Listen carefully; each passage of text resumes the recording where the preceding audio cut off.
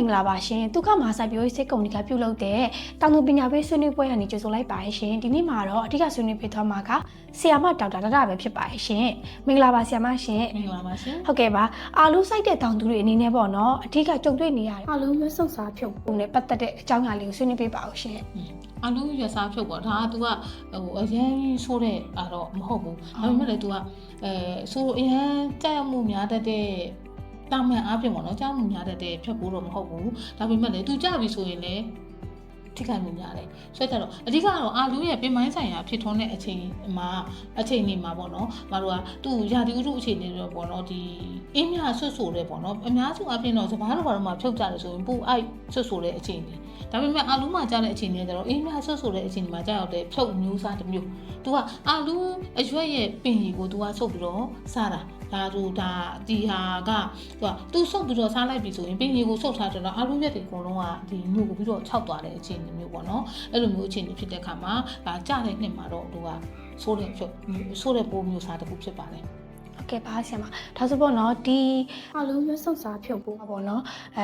သူ့ရဲ့ဖြည့်စည်းပုံနဲ့သူ့ကိုဘယ်လိုမျိုးကောက်ွယ်ပြီးလို့ရနိုင်မလဲဆိုတာလေးပြပြပေးပါဦးရှင်သူဖြည့်စည်းပုံကတော့ပြောရရင်ပေါ့နော်အုပ်စုနဲ့ကြာတာတော့ကောင်ရင်းတကောင်တည်းမဟုတ်ဘူးသူကြပြီးနှစ်ဆိုရင်တို့ကဒီပေါ့တောင်သူတွေပြောနေဆိုတော့သူကပေါ့နော်ဒီလာစမ်းပိုင်းလို့ခေါ်တာပေါ့နော်ညဘက်အလင်းရောင်ပို့ပြီးတော့ကောင်းတဲ့အခြေအနေပေါ့နော်ဒီညအလင်းရောင်များတဲ့ပို့ပြီးတော့ရနိုင်တဲ့အခြေအနေမျိုးမှာပို့ပြီးတော့ကြောက်မှုများတယ်အဓိကတော့သူ့ရဲ့ပွားများမှုနဲ့ဒီမိတ်တင်လုံနိုင်တဲ့အစွမ်းအားများတယ်ပေါ့အဲ့လိုမျိုးချိန်မှာသူကြားတဲ့နှစ်မှာတော့ဒီဖြုတ်လာပြီဆိုတော့အလူတကယ်လုံးသူကစုပ်စားပလိုက်လို့ကုန်းသွားတာမျိုးပေါ့ရှင်းဒီဖြုတ်တွေလည်းအများကြီးပဲတွေ့ရတယ်နောက်တစ်ခါဒီသူ့ရဲ့စားတော့ဖြစ်စီမှုအရွက်တွေခြောက်သွားတာလည်းတို့မြင်ရတယ်ပေါ့လက္ခဏာတော့မြင်တာတယ်ဆိုတော့ကကြတော့သူ့ကိုတို့ကဒီဘယ်လိုကောက်ွယ်နေမလဲပေါ့ဒါကောက်ွယ်နေမလဲဆိုတော့ဖြုတ်လာမယ်ဆိုတော့တို့ကပုံမှန်အပြင်တော့တို့မီးအောင်ထောင်ကြောက်ထောင်တာမျိုးပေါ့နော်အဲ့လိုမျိုးတွေတို့လုပ်ပေးလို့ရတယ်အရေးကြီးတာတော့ဖြုတ်ရဲ့သဘောတဘာဝရာတို့ပေါင်းရှင်းထားဖို့လိုတာပေါ့ပေါင်းရှင်းထားဖို့လိုတယ်အဲ့တော့ကြတော့ဒီရွက်စားဖြုတ်လက္ခဏာစားတဲ့လက္ခဏာတို့မဟုတ်တကွင်းတက်ဆက်တဲ့တခြားတောင်သူကငါတို့ဒီမှာလဲဒီဖြုတ်တွေကြာနေရဲဆိုတာမျိုးဆိုတော့တို့ကဒီ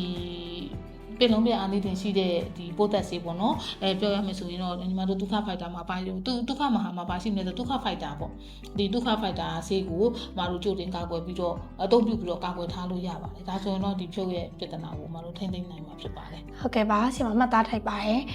ဒါဆိုပေါ့နော်ဒီဒုက္ခဖိုက်တာနဲ့ဆိုအလုံးရွက်စုံစားဖြုတ်ဖို့လေတောင်းလုံးလေသမားတွေအနေနဲ့ကြောက်စရာမလိုတော့ဘူးပေါ့နော်ဆရာမအာလူဆိုင်တောင်သူတွေနဲ့တို့ကတော့ကြောက်စရာမလိုဘူးတော့မဟုတ်ဘူးပေါ့နော်တို့ဒီပေါက်မြတ်တွေနှိမ်နှင်းပေးတာမျိုးပေါ့နော်ဒီစိုက်ကင်းအဆိုလက်ပါပေါ့နော်ဒါကောက်ွယ်ဆောင်းရှောက်ရမယ်စိုက်ကင်းကိုစနစ်တကျကောက်ွယ်နှိမ်နှင်းမှာရေးကြီးတာတစ်ချက်ကျန်သေးတယ်အမတို့နိုက်ထရိုဂျင်တွင်းအားစုကိုစနစ်တကျသုံးရမယ်ကိုဘာဖြစ်လို့အများကြီးသုံးလို့မရအောင်ဒါလည်း